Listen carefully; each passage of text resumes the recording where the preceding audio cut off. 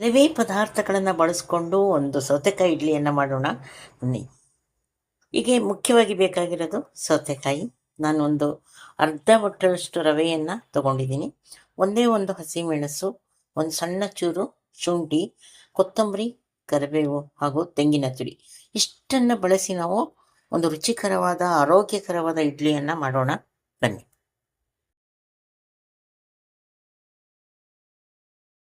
ಸೌತೆಕಾಯಿಯನ್ನು ನಾವು ಅದರ ಒಂದು ನಂಜನ್ನು ತಕ್ಕೊಳ್ಳೋಣ.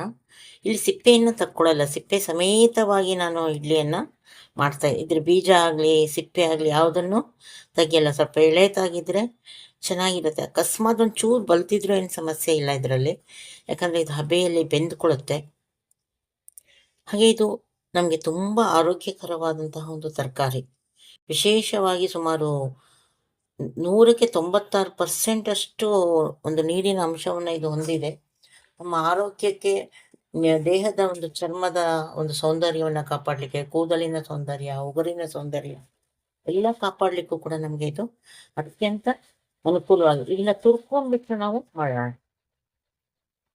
ಬೇಸಿಗೆ ಬಂತು ಅಂತ ನೋಡ್ತೀವಿ, ಎಲ್ಲ ಕಡೆ ನಮಗೆ ಕಾಣಿಸ್ತಾ ಇರುತ್ತೆ. ಆದರೆ ಬೇರೆ ಸಮಯದಲ್ಲಿ ಸಿಗುವಾಗ ನಾವು ಈ ರೀತಿಯಲ್ಲಿ ಬೇರೆ ಬೇರೆ ರೀತಿಯಲ್ಲಿ ಉಪಯೋಗಿಸ್ಕೋಬಹುದು ಇದನ್ನು.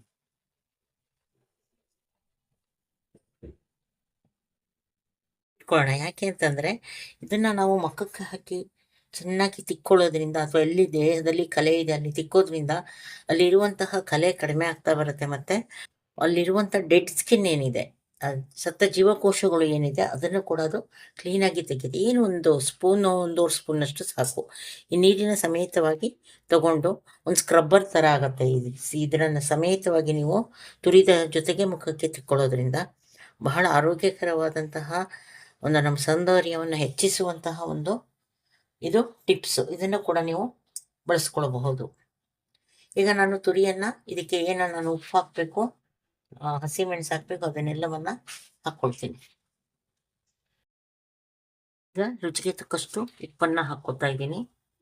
ಹಾಗೆ ಒಂದು ಚೂರು ಶುಂಠಿ, ಕರಿಬೇವಿನ ಸೊಪ್ಪು, ಕೊತ್ತಂಬರಿ ಸೊಪ್ಪು,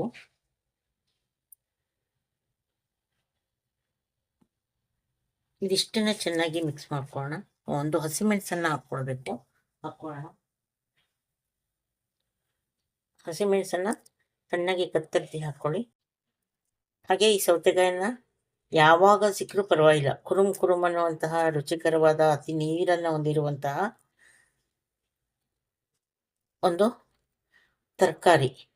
ಆದರೆ ಎಚ್ಚರಿಕೆ, ಯಾರು ಸ್ವಲ್ಪ ಹಾರ್ಟ್ ಪ್ರಾಬ್ಲಮ್ ಇದೆ, ಅವರು ರಕ್ತ ತೆಳುವಾಗಲಿ ಅಂತ ಔಷಧಿ ತೊಗೊಳ್ತಾ ಇದ್ದೀರಾ, ಅದರಲ್ಲಿ ಅವರು ಇದನ್ನು ಆದಷ್ಟು ಕಡಿಮೆ ಮಾಡಿ, ತುಂಬ ತಿನ್ನಬೇಡಿ. ಯಾಕಂದರೆ ಇದು ರಕ್ತ ಹೆಪ್ಪುಗಟ್ಟಿಸುವಂತಹ ಒಂದು ಅಂಶ ಸೌತೆಕಾಯಿನಲ್ಲಿ ಇರೋದ್ರಿಂದ ಅವರಿಗೆ ಇದು ಬೇಕಾಗಲ್ಲ.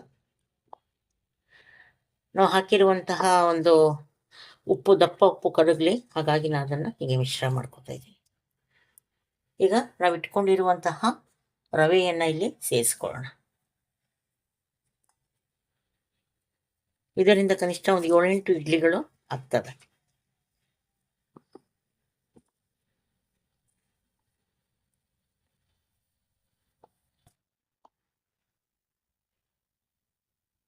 ಹಾಗೆ ತೆಂಗಿನ ತುರಿಯನ್ನು ಸೇರಿಸ್ಕೊತಾ ಇದ್ದೀನಿ. ನೋಡಿ, ಈಗ ನಾವು ಕಲಸಿದಂಥ ಹಿಟ್ಟು ಸ್ವಲ್ಪ ಗಟ್ಟಿ ಇದೆ, ಹೌದಾ? ನಾನು ಇಲ್ಲಿ ಸ್ವಲ್ಪ ಉಳಿಸ್ಕೊಂಡಿದ್ದೆ ನೋಡೋಣ ಅಂತ ಸೌತೆಕಾಯಿನ, ಇದನ್ನು ಕೂಡ ನಾನು ಇದಕ್ಕೆ ತುರಿದು ಹಾಕ್ತೀನಿ. ಈಗ ಇದು ಈ ಹಂತಕ್ಕೆ ಬಂದಿದೆ. ಇದನ್ನು ಹೀಗೆ ಮುಚ್ಚಿಟ್ರೆ, ಒಂದು 10 ನಿಮಿಷ ಮುಚ್ಚಿಟ್ಬಿಟ್ರೆ ಅದು ಇನ್ನೊಂದು ಸ್ವಲ್ಪ ನೀರನ್ನು ಬಿಡುತ್ತೆ. ಆಮೇಲೆ ಒಂದು ಚಿಟಿಕೆ ಸೋಡಾವನ್ನು ಸೇರಿಸಿ ನಾವು ಇಡ್ಲಿಯನ್ನು ಬೇಯಿಸ್ಕೊಳ್ಳೋಣ. ಈಗ ನಾವು ಇದು ಮಾಡಿಕೊಂಡಂಥ ಹಿಟ್ಟು, ತುರಿದು ಮಿಶ್ರಣ ಮಾಡಿದಂಥ ಹಿಟ್ಟು ಈ ರೀತಿಯಲ್ಲಿ ಆಗಿದೆ. ಇದರಲ್ಲಿ ಎಷ್ಟು ನೀರಿನ ಅಂಶ ಇದೆ ಅನ್ನೋದು ನಾವು ಇದನ್ನು ಹಿಂಡಿದ್ರೆ ಗೊತ್ತಾಗ್ತಿದೆ. ಇದನ್ನು ನಾವು ಸೇರಿನೇ ಹಾಕಬೇಕು. ಈ ನೀರಿನ ಅಂಶವನ್ನು ಸೇರಿ ಇಡ್ಲಿ ಪಾತ್ರೆಯಲ್ಲಿ ಹಾಕಿ ಬೇಯಿಸೋಣ. ಒಂದು ವೇಳೆ ನೀವು ತೊಗೊಂಡಂತಹ ಸೌತೆಕಾಯಿ ತುಂಬ ಕಡಿಮೆ ಇದೆ ಅಂತ ಅನಿಸಿದ್ರೆ, ಆ ಸಂದರ್ಭದಲ್ಲಿ ನಾವು ತುಂಬ ಕಡಿಮೆ ಇದ್ದಾಗ ಒಂದು ಸ್ವಲ್ಪ ಮೊಸರು ಅಥವಾ ಮಜ್ಜಿಗೆಯನ್ನು ಸೇರಿಸ್ಕೊಳ್ಬೋದು. ಸಾಕಷ್ಟು ಸೌತೆಕಾಯಿ ತುರಿಯನ್ನೇ ಹಾಕಿ ಮಾಡಿದಾಗ ಅದರ ಪರಿಮಳ ಹಾಗೂ ಅದರ ರುಚಿ ಎರಡೂ ಚೆನ್ನಾಗಿರುತ್ತೆ. ಈಗ ಇದನ್ನೆಲ್ಲ ನಾವು ಇಡ್ಲಿ ತಟ್ಟೆಗೆ ಹಾಕಿ ಬೇಯಿಸ್ಕೊಳ್ಳೋಣ. ಹಾಗೆ ಇಡ್ಲಿ ಪಾತ್ರೆಯಲ್ಲಿ ನಾನು ನೀರನ್ನು ಕಾಯಲಿಕ್ಕೆ ಇಟ್ಕೊಂಡಿದ್ದೀನಿ ಆಲ್ರೆಡಿ. ಅದು ಕುದಿಯುವಾಗ ನಾವು ಇಡ್ಲಿ ತಟ್ಟೆಗಳನ್ನು ಅದರಲ್ಲಿ ಜೋಡಿಸೋಣ.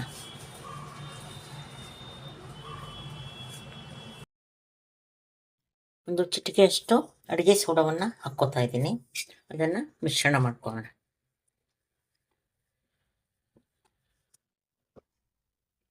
ಮಿಶ್ರಣವನ್ನು ಮಾಡಿ ಅದನ್ನು ಸೈಡಿಗೆ ಇಟ್ಕೊಳ್ಳೋಣ.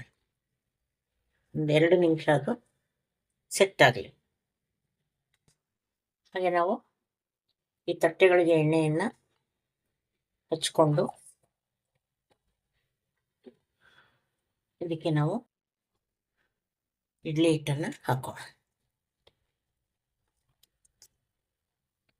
ನಾವು ಮಿಶ್ರಣವನ್ನು ನಾವು ಆದಷ್ಟು ಕೈಯಲ್ಲೇ ಹಾಕೋಣ. ಯಾಕಂದರೆ ಅದರಲ್ಲಿ ಎಷ್ಟು ನೀರಿನ ಅಂಶ ಇರುತ್ತೆ. ತೀರಾ ನೀರು ಇಲ್ಲದೆ ಇದ್ರೂ ಇಡ್ಲಿ ಗಟ್ಟಿಯಾಗುವಂಥ ಸಾಧ್ಯತೆ ಇರುತ್ತೆ. ಹಾಗಾಗಿ ನಾವು ನೀರನ್ನು ಸೇರಿಸಿ ಅದನ್ನು ಹಾಕ್ಕೊಳ್ತಾ ಬರಬೇಕು. ಈಗ ನಾವು ಮಾಡ್ಕೊಂಡಿದ್ರಲ್ಲಿ ನನ್ನ ಪ್ರಕಾರ ಒಂದು 8 ಇಡ್ಲಿಗಳು ಆಗ್ತವೆ.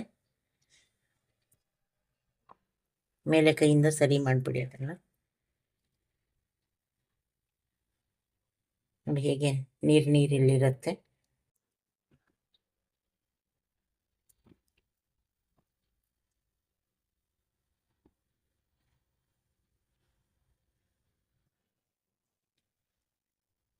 ಸೌತೆಕಾಯಲ್ಲಿ ನಾವು 10 ಇಡ್ಲಿಗಳನ್ನು ಮಾಡಬಹುದು. ಕಾದಿದೆ. ಈ ಕುಕ್ಕರ್ ಪಾತ್ರೆಯಲ್ಲಿ ನಾನು ಇಡ್ಲಿಗಳನ್ನು ಇಡ್ತಾ ಇದ್ದೀನಿ. ಹಾಕದೆ ಬೇಯಿಸ್ಕೋಬೇಕು, ಅಥವಾ ಇಡ್ಲಿ ಪಾತ್ರೆ ಇದ್ದರೆ ನೀವು ಹಾಗೆ ಅದನ್ನು ಬೇಯಿಸ್ಕೊಳ್ಳಿ. ಸುಮಾರು 12ರಿಂದ 15 ನಿಮಿಷ ಆಗಿದೆ. ಇದು ಬೆಂದಿದೆಯಾ ಚೆಕ್ ಮಾಡ್ಕೊಳ್ಳೋಣ. ಉರಿಯನ್ನು ಆಫ್ ಮಾಡಿಕೊಂಡು ಇಡ್ಲಿ ಬೆಂದಿದೆ, ಕೈಗೆ ತಾಗ್ತಾ ಇಲ್ಲ. ಸೊ ನಾವೀಗ ಇದನ್ನು ತಗೊಳ್ಬೋದು. ಸ್ವಲ್ಪ ತಣ್ಣಗಾದ್ಮೇಲೆ ತೆಗಿಬೇಕು. ಅದರ ಇಡ್ಲಿ ಯಾವಾಗಲೂ ಅಕ್ಕಿ ತರಿ ಹಾಕಿದಂಥ ಯಾವುದೇ ಒಂದು ಸ್ವೀಟ್ ಆಗಲಿ ಇಡ್ಲಿ ಆಗಲಿ ಮಾಡಿದಾಗ ಅದನ್ನು ಸ್ವಲ್ಪ ತಣ್ಣಗಾದ್ಮೇಲೆ ತೆಗಿಬೇಕು. ಉದ್ದಿನಬೇಳೆ ಇದ್ದರೆ ತೊಂದರೆ ಇಲ್ಲ, ಬಿಸಿ ಬಿಸಿ ತೆಗಿಬೋದು. ಆದರೆ ಅಷ್ಟನ್ನೇ ಹಾಕಿ ಮಾಡಿದಾಗ ನಾವು ಇದನ್ನು ಸ್ವಲ್ಪ ತಣ್ಣಗೆ ಮಾಡಿ ತೆಗೆಯೋದು ಒಳ್ಳೆಯದು. ಇಡ್ಲಿ ಬೆಂದಿದೆ, ಕೈಗೆ ತಾಗ್ತಾ ಇಲ್ಲ. ಸೊ ನಾವೀಗ ಇದನ್ನು ತಗೊಳ್ಬೋದು. ಸ್ವಲ್ಪ ತಣ್ಣಗಾದ್ಮೇಲೆ ತೆಗಿಬೇಕು. ಅದರ ಇಡ್ಲಿ ಯಾವಾಗಲೂ ಅಕ್ಕಿ ತರಿ ಹಾಕಿದಂಥ ಯಾವುದೇ ಒಂದು ಸ್ವೀಟ್ ಆಗಲಿ ಇಡ್ಲಿ ಆಗಲಿ ಮಾಡಿದಾಗ ಅದನ್ನು ಸ್ವಲ್ಪ ತಣ್ಣಗಾದ್ಮೇಲೆ ತೆಗಿಬೇಕು. ಉದ್ದಿನಬೇಳೆ ಇದ್ದರೆ ತೊಂದರೆ ಇಲ್ಲ, ಬಿಸಿ ಬಿಸಿ ತೆಗಿಬೋದು. ಆದರೆ ಅಷ್ಟನ್ನೇ ಹಾಕಿ ಮಾಡಿದಾಗ ನಾವು ಇದನ್ನು ಸ್ವಲ್ಪ ತಣ್ಣಗೆ ಮಾಡಿ ತೆಗೆಯೋದು ಒಳ್ಳೆಯದು. ನೋಡಿ, ಇದು ಇಡ್ಲಿ ನೀಟಾಗಿ ಬೆಂದ್ಕೊಂಡ್ಬಂದಿದೆ. ಇಲ್ಲಿ ಹಸಿರು ನಮಗೆ ಆಸಕ್ತಿ ಇದ್ದರೆ ಇದರಲ್ಲಿ ನಾವು ಬಟಾಣಿಯನ್ನು ಕೂಡ ಸೇರಿಸ್ಕೋಬೋದು. ಕೈಗೆ ಅಂಟೋದಿಲ್ಲ, ನೀಟಾಗಿ ಬಂದಿದೆ. ನಾನು ಇದನ್ನು ಹುರಿಗಡಲೆ ಚಟ್ನಿ ಜೊತೆಗೆ ನಾನು ಇವತ್ತು ಬಳಸ್ತಾ ಇದ್ದೀನಿ. ನಿಮ್ಗೆ ಯಾವ ಚಟ್ನಿ ಇಷ್ಟ ಆಗುತ್ತೋ, ಕಾಯಿ ಚಟ್ನಿ, ಹುರಿಗಡಲೆ ಚಟ್ನಿ, ಪುಟಾಣಿ ಚಟ್ನಿ, ಇದು ಶೇಂಗಾ ಬೀಜ ಚಟ್ನಿ, ಯಾವುದ್ರ ಜೊತೆನಾದ್ರು ಮಾಡ್ಕೊಳ್ಳಿ, ತುಂಬ ಚೆನ್ನಾಗಿ ಬರುತ್ತೆ. ಎಂಜಾಯ್.